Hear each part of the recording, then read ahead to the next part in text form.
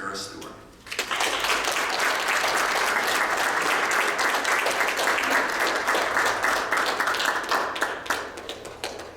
I just wanted to say to you that I've known her for many, many years, and more so than I've known you all. I also want to say to you that, Tara, you are God's grace to this church. You are God's grace to your family. You are God's grace to your friends and to the community.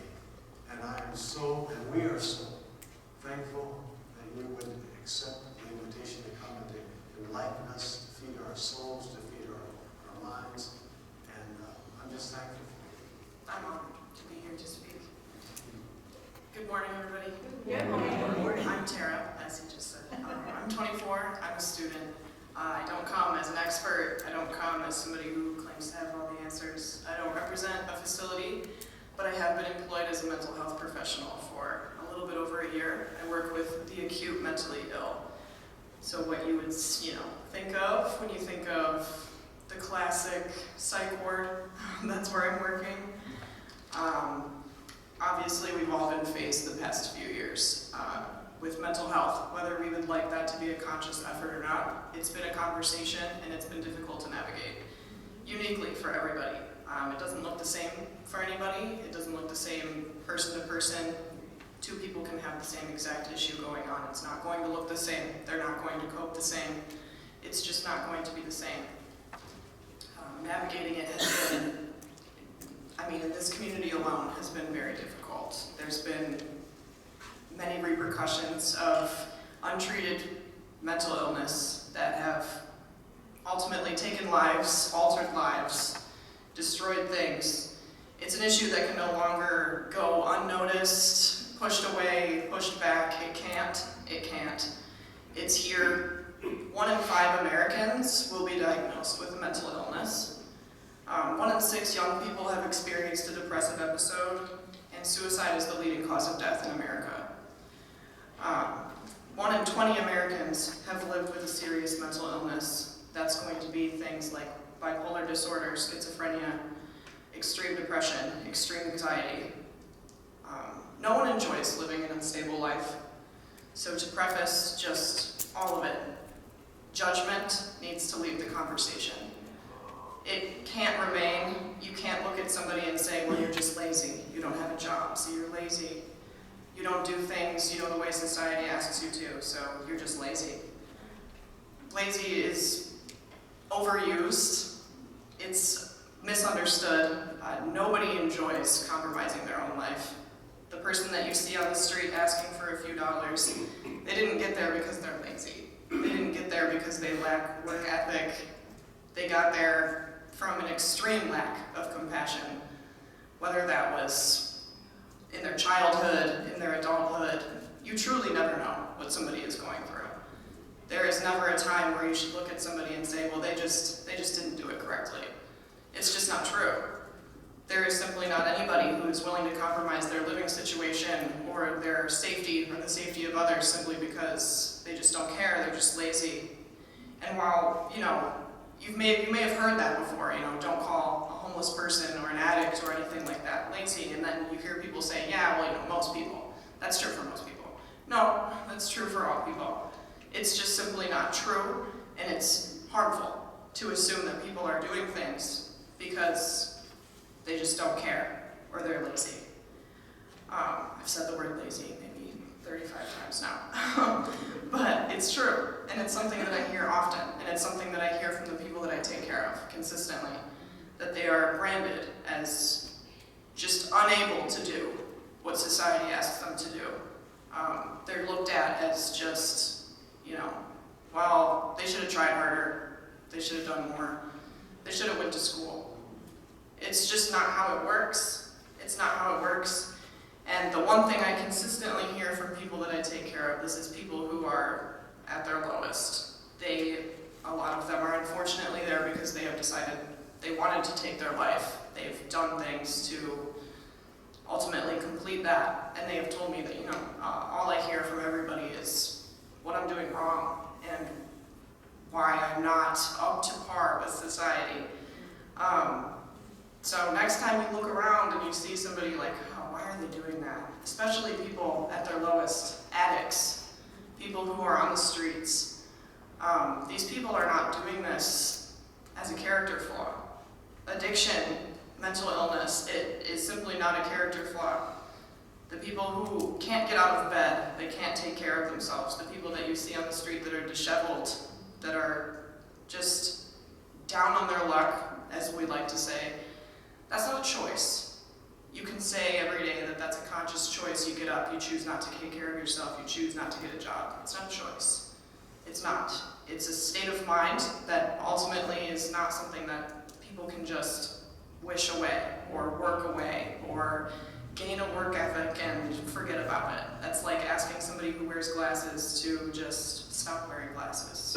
Just, ask the diabetic to just stop taking insulin.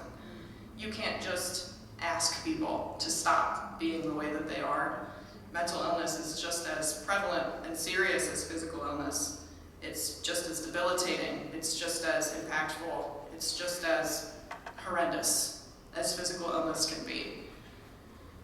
It's ultimately down to a cycle as well. It's intersectional with many topics that we don't often think of. As far as, when you think of the classic mental illness, the classic mental health, you don't often think of these other topics, but something like poverty. If you're wondering what to do for these people, there's not, one answer.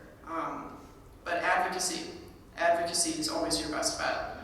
The people that you think of as the least of these, the smallest group of people, the people who are at their worst, those are the people you need to advocate for.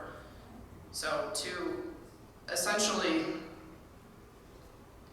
find I wouldn't say a cure, but find a better way forward would be advocate for the people who are already struggling otherwise, people who are unhoused, people who are struggling to make ends meet. People in poverty are almost 10 times more likely to experience a mental disorder, and that's not because it's a vicious cycle, because people who have a mental disorder are more likely to experience poverty, and those in poverty are more likely to experience a mental disorder. It's vicious, it's never ending, but there are things that we can do. You can lose the judgment as far as looking at the people who, like I said before, those who are down on their luck.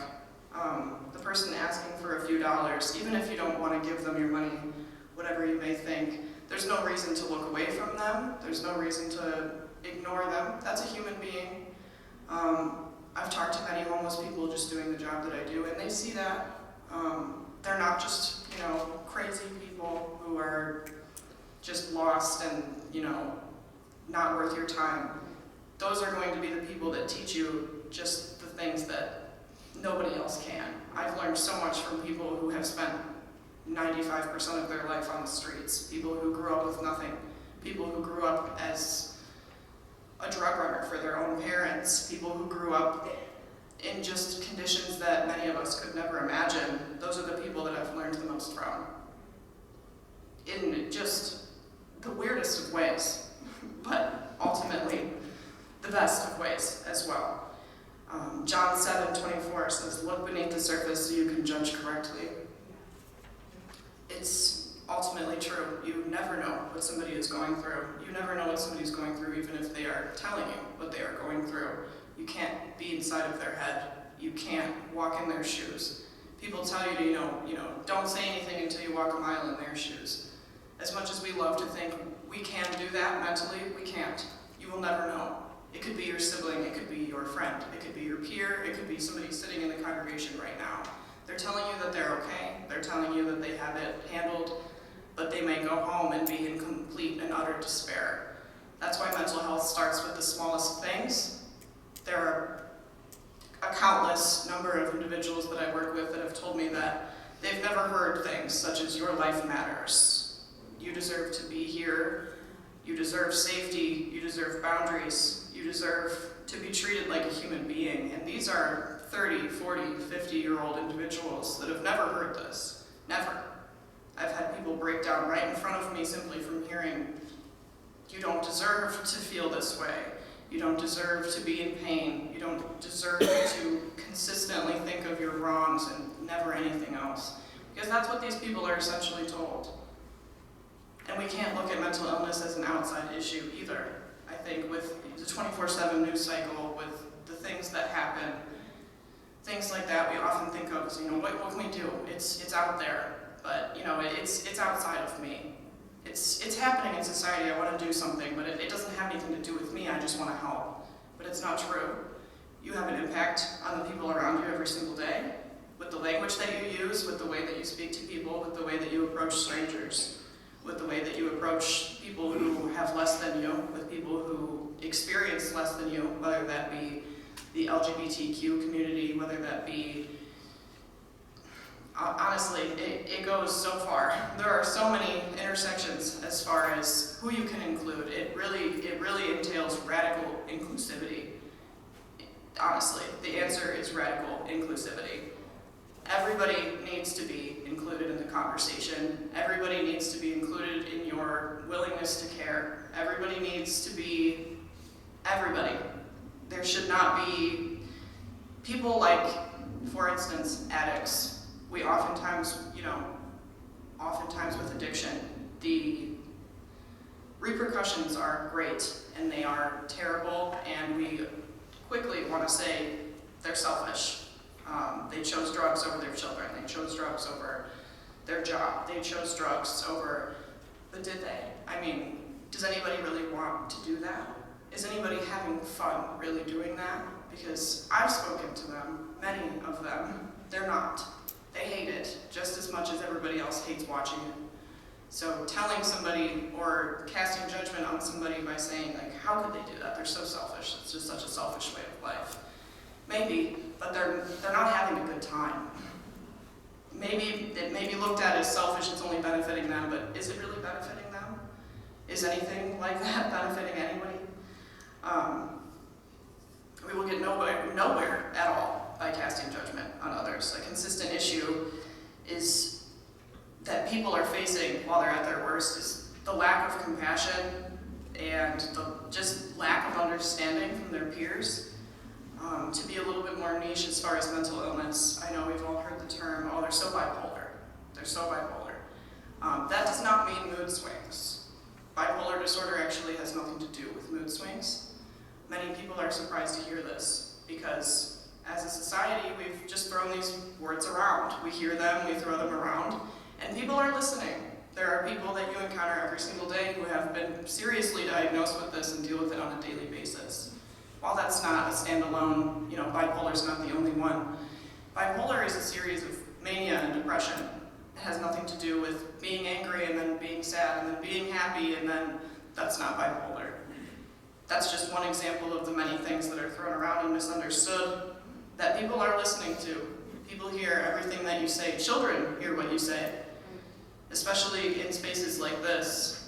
It's time to educate ourselves, educate the people around us, check our language, check the language of those around us, and make sure that we are working towards a better tomorrow, hopefully. There are not, a series of perfect answers. There's not a series of cures. There's not one pill that will just take away the violence and the despair that mental illness ultimately casts onto society. But we can do something.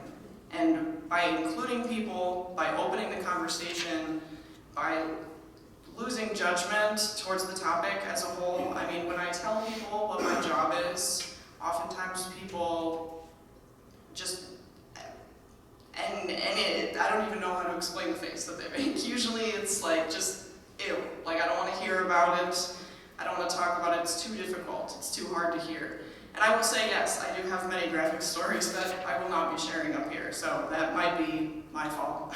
But I would say, as a whole, that response is pretty telling as far as how far we're willing to talk about this topic. It is very hard. It's difficult. It's confusing because it's so unique. There's not a single person who experiences the same thing as the next one, and that is true for any mental illness, any mental disorder, any mental health situation in general. Overall, we're a traumatized society, whether that comes from COVID, whether that comes from just the endless mass shootings that we are just at will of at this time. We are traumatized. We are all experiencing it, whether we are dealing with it well or not.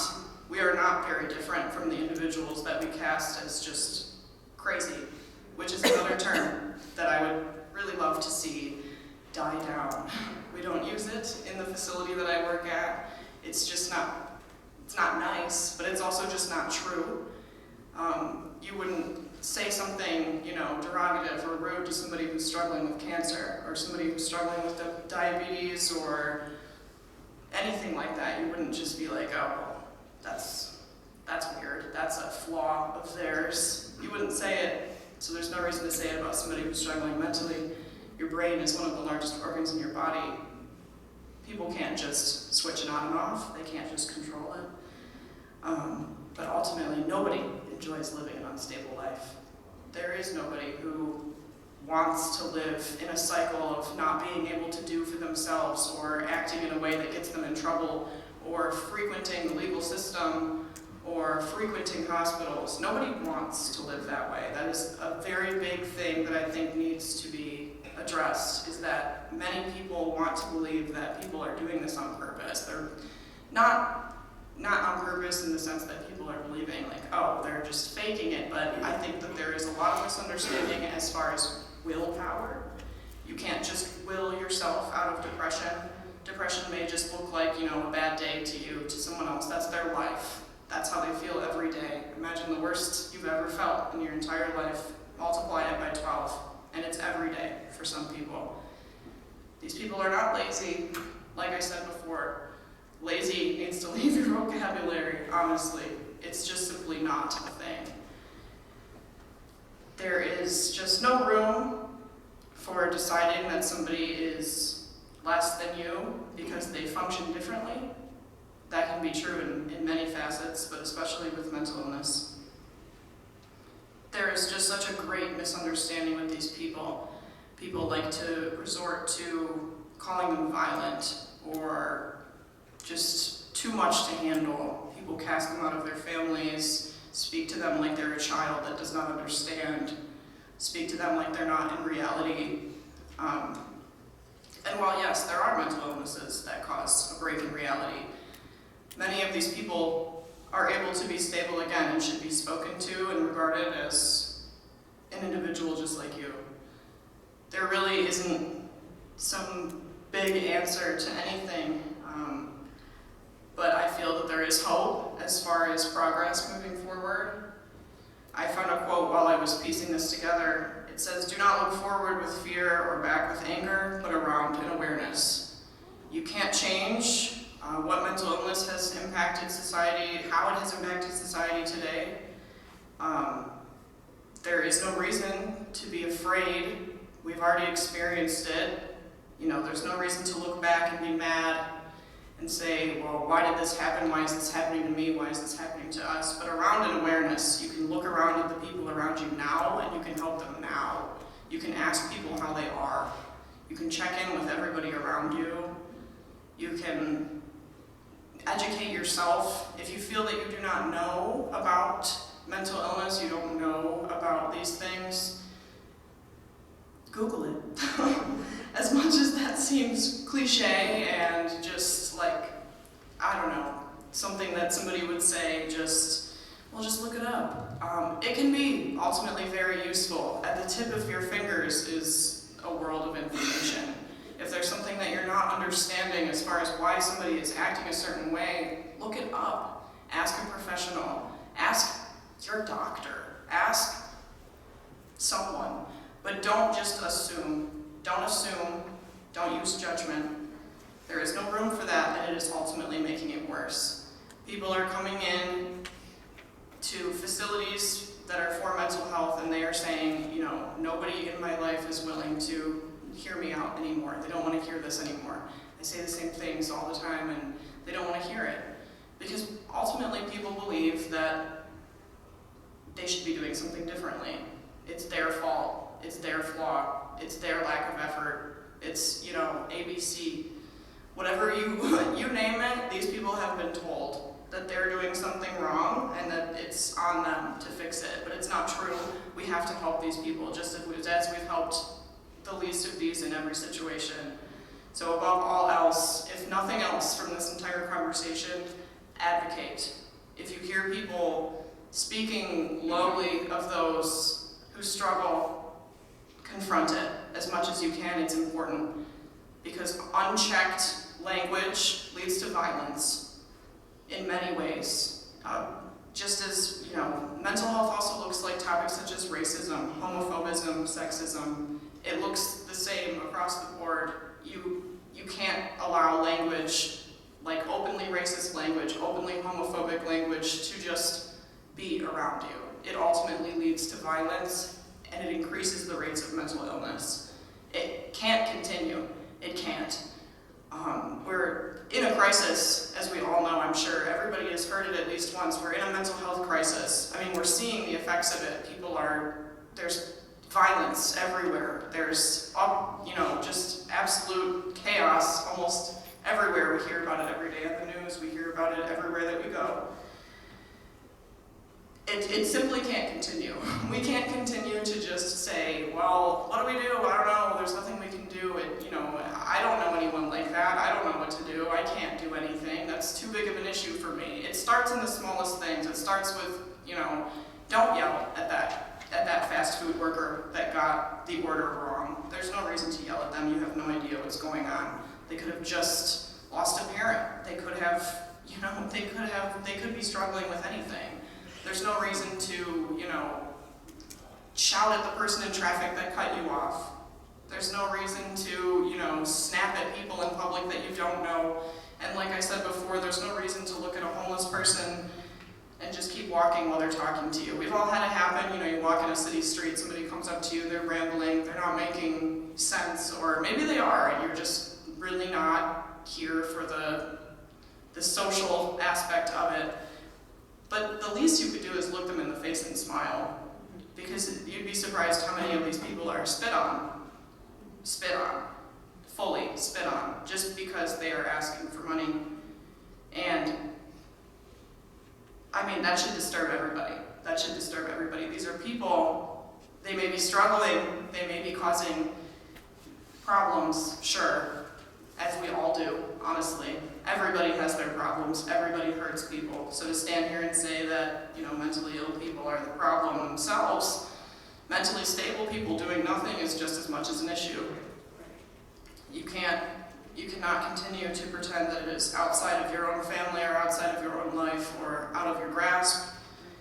It's just not true. We have to release the judgment we have on the people around us. We have to include everyone in the conversation. We have to encourage people around us to include everybody. We have to lose the fear. We have to lose the stigma, especially with, just the idea, for example, with men. I work with men primarily, so I feel that I say this 8-9 times a week. Just with men, just the idea that, men shouldn't cry. They're the head of the household. They shouldn't go to therapy. They don't need it. They can go to their 9 to 5 and come home and help, and they should be the rock of the family, And men are feeling this pressure. They are, because it's not true. You should never tell a child, man up. It doesn't work. That doesn't work. Men are just as much humans as women. We all have emotions. There's no reason to tell people that they're weak or weird or wrong for getting help, for having emotions, for sharing their emotions. If somebody comes to you with their problems or, cries to you, you should thank them. That's the quickest way to make somebody feel extremely valid, is to tell them, thank you for sharing that with me. I understand it was difficult for you, and I really appreciate you opening up to me. I'm a safe place for you, and I really want to hear what you're dealing with today. It also looks like before we open up or cry to someone else, we say, hey, are you in the headspace to deal with this today? Is it okay if I vent to you? Is it okay if I rant to you? That's also what mental health looks like. It's not weighing on each other just because we're having problems. It can be the smallest things. It can be just the shortest conversations that impact us the most. Just ultimately, the most, it can sound cliche, but just to be nice to each other. The first step is just being nice to everybody, regardless if they think the same way as you, if they act the same way as you. You should just release the judgment, because it is deadly. Judgment is deadly. It's ultimately killing people. And that is just the harsh reality. People are dying. Whether that is, whether that will impact you directly or not, people are dying because of judgment. People are dying because people are not looking to them with compassion or understanding. People are, the stagnance in just being stagnant in as far as mental illness it is killing people. That's just true. And if we remain in the same position, it will continue. But I believe that we have the tools. We just need to move forward with them. The two things I would say that are the most important as far as this topic are education and advocacy. So, like I said before, your language surrounding the topics, your willingness to educate yourself when you don't know, you're willing to educate your peers when they don't know, and just radical inclusivity. Make sure everybody feels that they have a voice, that they are valid, and that they are heard and seen by you, if nobody else. If nobody else, let it be you. Look at these people and tell them that they are valid, whether that is literal or metaphorical, whether that means that you are donating to causes that support mental illness, whether you are physically going out into the streets working with these people and telling them that they are valid. Whatever it is, they need validity because they are dying. And it is people that you know, and it is people that you have worked with, and it is people that you will encounter in the future.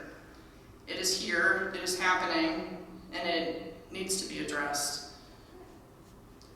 That's all I have for you. I appreciate it. Thank you so much.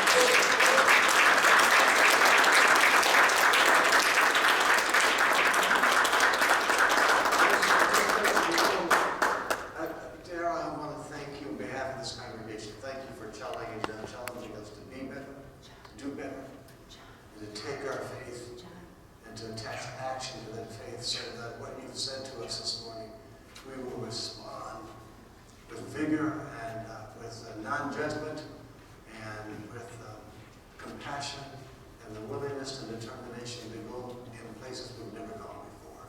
I want to thank you so much, so much.